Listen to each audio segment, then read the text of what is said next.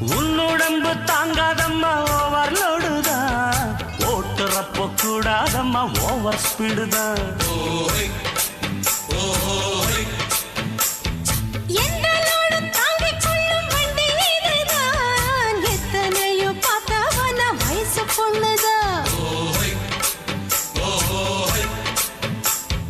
நீ தாண்டி எனக்கு தோதான சரக்கு, உன் வண்டி இருக்க வேற வண்டி எதுக்கு?